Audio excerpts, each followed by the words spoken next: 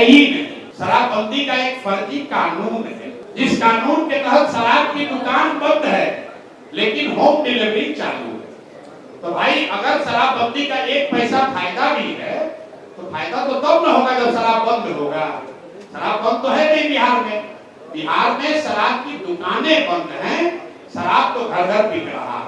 और इस फर्जी कानून की वजह से आपका हमारा 20,000 करोड़ रुपया, ध्यान दीजिए, 20,000 करोड़ रुपया हर साल बिहार सरकार का नुकसान हो रहा है। ये पैसा कहां जा रहा है?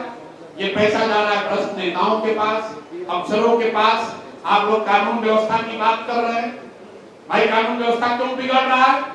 आधे से ज्यादा पुलिस प्रशासन तो शराब और बालू माफिया से पैसा वसूलने में लगा हुआ है। वो प्रशासन और सुरक्षा की बात कब करेगा? और सबसे बड़ी बात वो कहता है इससे महिला का सुरक्षा हो रहा है। आंकड़े बिल्कुल इसके सपोर्ट में नहीं है। आप जरा भाजपाइयों से पूछिए, अगर शराबबंदी इतना बढ़िया कानून है तो यूपी जैसे राज्य को इससे काहे महरूम कियो भैया, वहां पर भी लागू कर दो।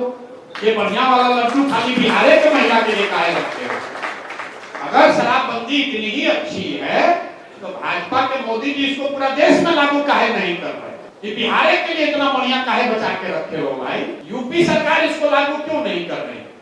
कुछ लोग ये कह रहे गांधी जी कहे थे, गांधी जी ने ऐसा कभी नहीं कहा।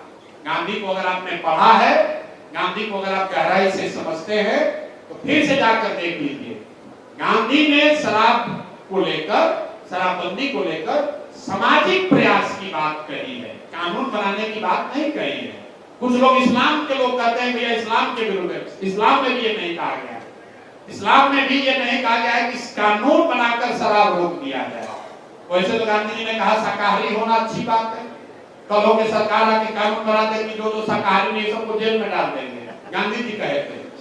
गांधी जी ने ऐसा नहीं कहा था।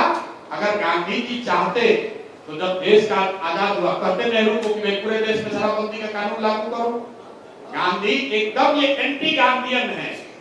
गांधी ने कभी किसी के पर्सनल लाइफ में किसी चीज को इन्फोर्स करने की बात कही ही नहीं है। और आप एज ए सिटीजन इस बात का ध्यान रखिए, व्यक्ति की जो स्वतंत्रता है, जो संविधान से आपको मिली है, किस धर्म को आप मानते हैं, किस देवी देवता की पूजा करते हैं, कौन सा खाना खाते हैं, कौन सा कपड़ा पहनते हैं, कौन सी पिक्चर देखते हैं, ये संविधान ने आपको अधिकार दिया है। इसमें सरकार हस्तक्षेप नहीं कर सकती है।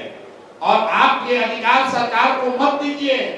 ये शराब पर नहीं रुकेगा, कल होकर दूसरे चीज पर भी आ जाएगा। 10 वर्ष 20 वर्ष के बाद कहेगा कि नहीं अब आपको भगवे पढ़ना है, आपको व्हाइट नहीं पढ़ना है। फिर कहिएगा ये भी तो बात ऊपर वाले ने कहा।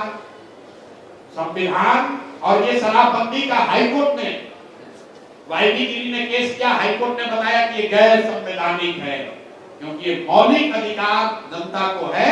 आप घर में क्या खाते हैं, किस देवी देवता की पूजा करते हैं, कहां पर आपकी श्रद्धा है, ये सरकार का विषय नहीं है। सरकार का विषय स्कूल है, सरकार का विषय सड़क है, सरकार का विषय रोजगार है। तो अपना काम छोड़ दिया है और आपके काम में घुस गया है। और आप लोग सब लोग लगे हुए हैं शराबबंदी होना चाहिए। भाई जो भी वयस्क है उनको अपना निर्णय लेने का अधिकार होना चाहिए, यही लोकतंत्र है। हम चाहे हम अंग्रेजी में पढ़ें, हमारी इच्छा है हम संस्कृत में पढ़ें।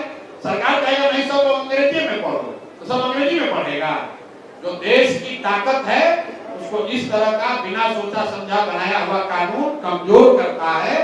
शराब के पक्ष में हम नहीं हैं, लेकिन हम फर्जी शराबबंदी हटाने के पक्ष में हैं। और एक सीरियस बात आपको बता रहे हैं, यहाँ बहुत लड़के बैठे हुए हैं। बिहार में हम लोगों ने कभी सूखा नशा नहीं देखा था।